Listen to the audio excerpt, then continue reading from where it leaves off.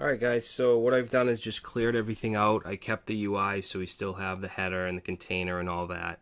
So now we're going to move on to events. So I'm going to go down into the container and I'm going to put a heading, and we're going to first discuss mouse events. Alright, so let's create a button. Okay, we'll say button, we'll give it an ID of btn1, and that's it for now. We'll say button 1. Alright, and let's create another one as well. Create button 2. Like that. Alright, so let's go down to our script tags, and I want to add a click event on button 1. So what we can do is we're going to use our selector, which we learned about in the last part, and we know that it has an ID of button 1, so we can use $sign btn1, and then we're going to say dot click, and then inside this click we need to put in a self-calling function. Okay, now in here is what we want to happen when the button's clicked. So let's do alert, and we'll just say button clicked. So let's save that and reload. If I click it, we get button clicked. Now, before we move on, there is one thing I want to address, and that is that sometimes people, they like to put their JavaScript in the head. Okay, I prefer it down here in the body at the end, but if I were to move this up here like that, and we reload, and I click button 1, nothing happens. The reason for that is it's trying to grab button 1 before it actually loads on the page. Alright, so what we can do to prevent this from not working is use document.ready, which you've probably seen before.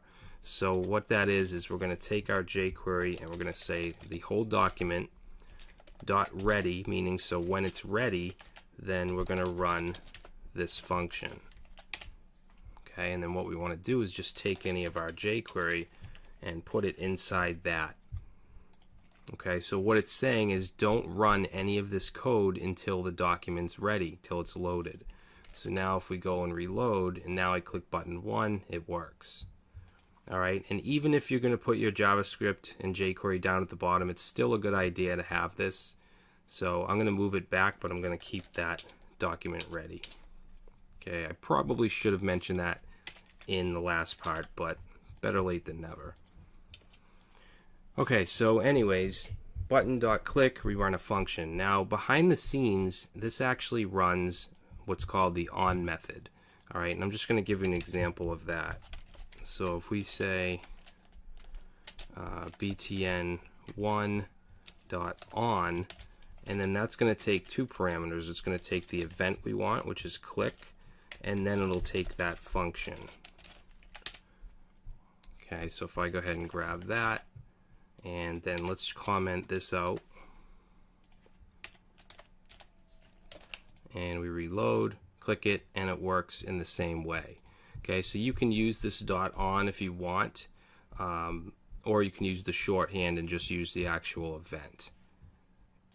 Alright, some people say that doing it this way does save a couple milliseconds, but it's not really a big deal. Now, a lot of times you'll want to have an event that when fired, it does something to another element on the page somewhere. So what I'm going to do is under the button here, let's put a paragraph, and I'll just give it a class of para1. Alright, and I'm just going to grab some text here. This is actually from the jQuery site. And what I want to do is when I click button 1, let's save this first of all. When I click button 1, I want this to disappear, to hide. So from what we've learned already, you probably know how to do that. So we'll take our event, we'll say button 1 on click, and then what we can do is grab para2 and say dot hide. Okay, so now if we want to reload, and that's not working, button 1 on click Para 2, oh, it's para 1. Okay, and it makes it hide. And then what we could do is take button 2. So if we take button 2 here and say on click, and then we'll change hide here to show. So now, click that, it hides, click that, it shows. Alright. Now, in a lot of cases, you might want to have the same button be able to basically toggle back and forth. So for that, we can use the toggle method. So I'm going to change this right here, comment that out, and we'll say para1.toggle. So now if we reload and I click that and then click it again, it's going to go back and forth. Alright, now let's talk about some of the other events. Okay, we've just covered click up to this point. So let's comment these out. And then we're going to take, let's take button 1 and we're going to say .dbl click for double click. Okay, and then put our function and let's just toggle paragraph 1. Okay, so now if I reload, if I click once, nothing happens. If we double click, then it toggles. Okay, pretty simple. Now the next one I want to look at is hover. So I'm going to copy that and we're going to change this to hover. Okay, now if I go in, it goes away. If I leave, it comes back. Now what's interesting about hover is it's not an actual event. This is just the shorthand, but you'll see if we were to use on, let me just copy this. If we were to say button1.on hover, and we'll do the toggle. Okay. Let's comment these out. Okay, so we have on hover. Now when I enter it, nothing happens because it's not a real event. It's just a shorthand syntax for two other events, okay, which is mouse enter and mouse leave. Alright, so you'll see if I change this to mouse enter, it goes away. Now when I leave, it doesn't. It has to go enter again to toggle.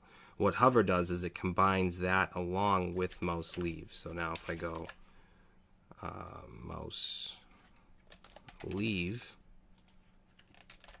and reload, go in, goes away, leave, comes back.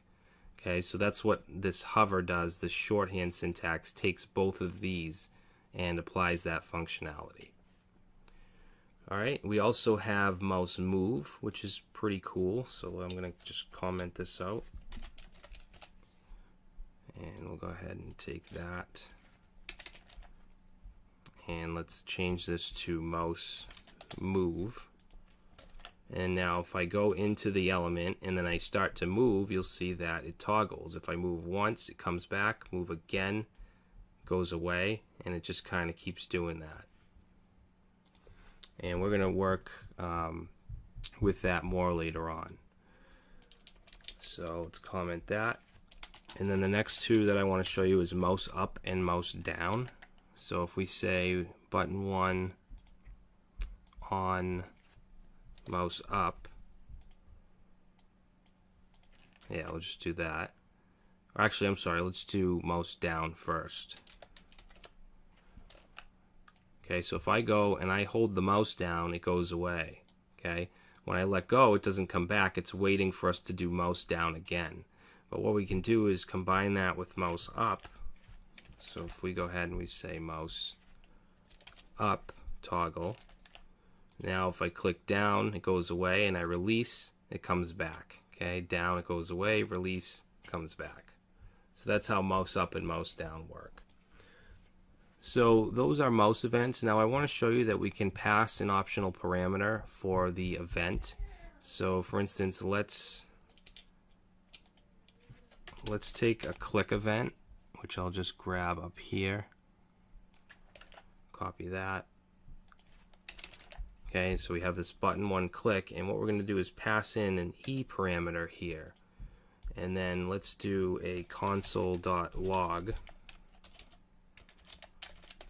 E to see what that gives us. Okay, make sure you have your console open down here. Just click F12 and it should open. And then we'll reload, and I'll click this, and now every time I click it, you can see we get this mouse, we get this event, which has a ton of stuff. Okay, most of it is useless, to us at least, but it gives you a bunch of stuff. So basically every event has its own little database with a bunch of data. Alright, so if we look at current target right here, and we open that up, it's going to give us some information such as the class name, which it doesn't have one, but if it did, we could access that.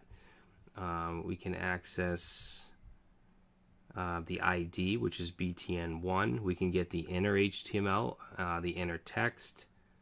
So there's a lot of things we can get here. So let's see it. Let's examine the ID. So we can say console log dot what is it? Current target dot ID. Okay, so we'll click that, or we'll save that, and let's actually do an alert instead of a console log. So now click it, and we get an alert that says btn1. Okay, so it gives us the ID. If we want to get the actual inner HTML, we can do that as well. So we'll say e.currentTarget.inner HTML, and then I'm just going to comment that out. And it gives us button 1. Okay, let's copy that. And we can also get the outer HTML, which will basically include all the tags and stuff.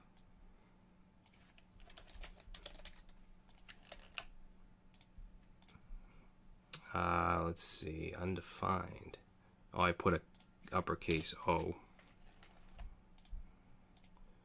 And now you can see we get the actual button tag and all that stuff.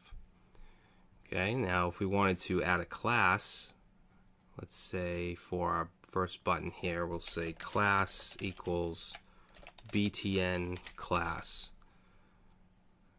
Alright, and down here, we'll change that to btn, I'm sorry, not, we want to change it to class name. Now if we click that, we get button class. Alright, so there's a lot of things you could do with being able to access all these values. So before we move on to form events, I just want to show you something pretty cool that we can do with mouse move. So let's grab this right here, this mouse move, and we'll go down here, and let's pass in that E. And then we're going to say console.log, and in here let's say chords, and this will be the Y chord, which we can get. Let's concatenate on e.client Y. Alright, and then we're going to concatenate and say X, and that'll be client, or e.client X, and that should give us the coordinates of that button when we mouse move. So you can see down in the console it's changing as we move. Okay, if you want to not use the button, we could actually use the whole document, reload, and now anywhere on the document it's going to give us our position. Okay, now if we want to bring that into the browser, we could do that as well. So if we put right here, we'll put H1, and we'll give it an ID of, let's give it an ID of chords. And then down here, instead of console log, we'll get that chords ID, and we'll say dot append, and then reload. Maybe we'll do append actually adds it so it keeps adding to the last one. So let's do HTML, which will replace it. So now as I move, you can see our exact mouse coordinates, which is pretty cool. And this HTML, we're going to get into that in the DOM manipulation section, so don't worry about that. Just wanted to show you that we could in fact do that. And you can imagine this could be good for very interactive applications that use animation and stuff like that. So let's now move on to form events. Okay, so let's see, we're going to put in, let's just put in a horizontal rule, and then we'll put in a form. And just to save some time, I'm going to paste in the inputs. Okay, so we have a label with name, input, ID is name. The name attribute we don't really need, but I just put it there anyway. And then we have the email, and then we have a gender, which is a select box. So let's save that, reload, and we get our select box. Alright, I'm going to get rid of that chords for now because it's kind of distracting. Okay, so now let's go down here, and we're going to comment out the rest of this stuff for now.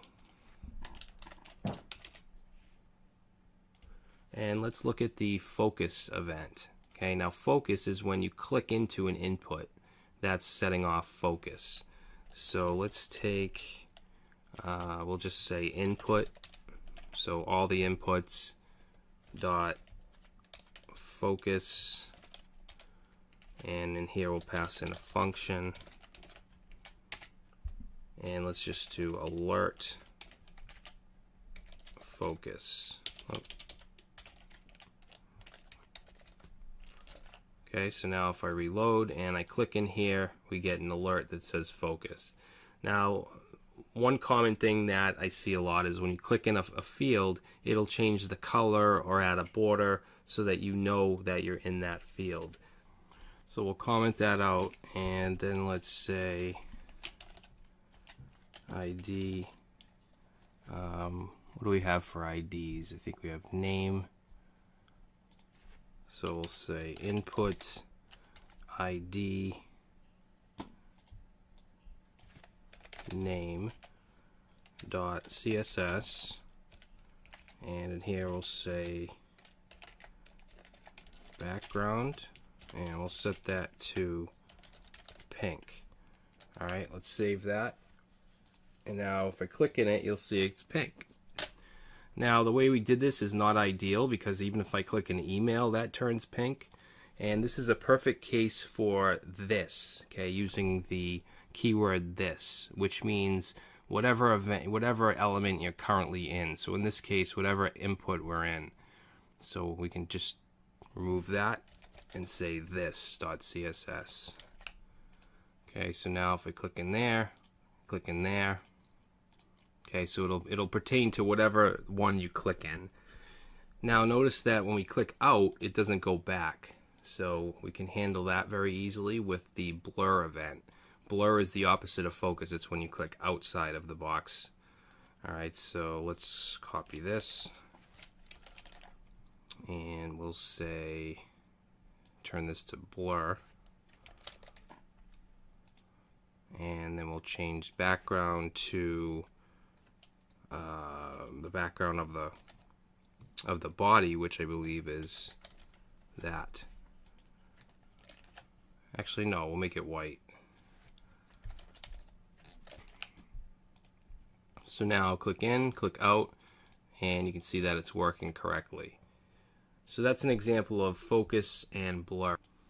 Now we also have a key up and key down event. Okay, so basically when you push a key in, or when you release it when it goes up. So I am going to, actually we'll just keep that, that's fine. But then we're going to add another. I'm going to say input, and then we're going to do dot key up, and inside here have a function, and let's see, we'll do console.log key up. Okay, now if I go in, click, and I start to type, you'll see that key up keeps logging down here. Now, what if we want to get the actual data that we're typing in. We can do that by passing in e, and then we'll change this to console log e.target.value. So now if I start to type, you'll see that it's going to give us whatever we're typing in. Alright, and the next event I want to look at is change, and we can actually pertain this to a select. So we have a select here with the ID of gender. So let's go ahead and bring this comment down to here, and then we're going to say we want input with the ID of gender, and then we're going to say dot change, and in here will be our function, and we're going to alert changed. Okay, we'll save that. And now if we go ahead and change to female, that didn't work.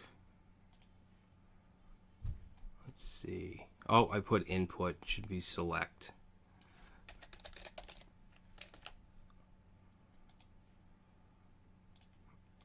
There we go. So you can have something happen when a user chooses a specific value. And we should also be able to get that value if we pass in e, and then we get e.target.value. Okay, so female, and we get female.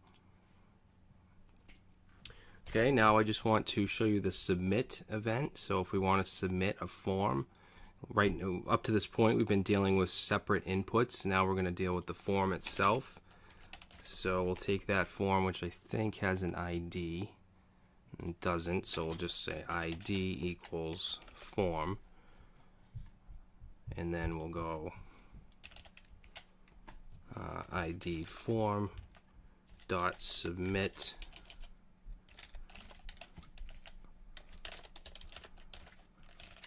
Okay, now if we were to console.log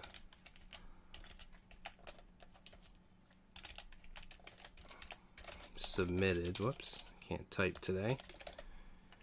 So let's try that and see what happens. We can fill in whatever we want and submit. I guess that has to be an email address.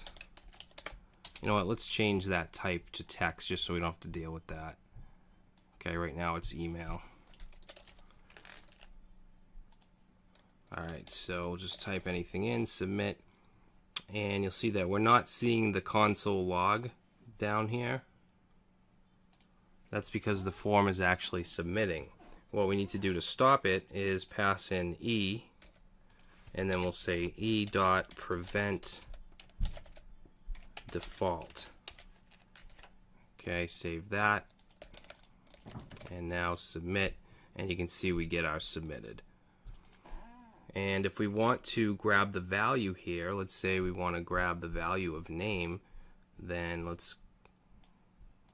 create a variable called name. We'll set it to that input, which is input with the ID of name, and then we want to get .val. That'll give us the value. Alright, and then we'll console log name. So for name, we'll just say John Doe and submit, and we get John Doe. So we could proceed to do whatever we want with these inputs. Alright, so this video is getting quite long, so what I'm going to do is stop it here. We've went over all the basic selectors, events. Now we're going to move on to DOM manipulation, which will continue in the next video.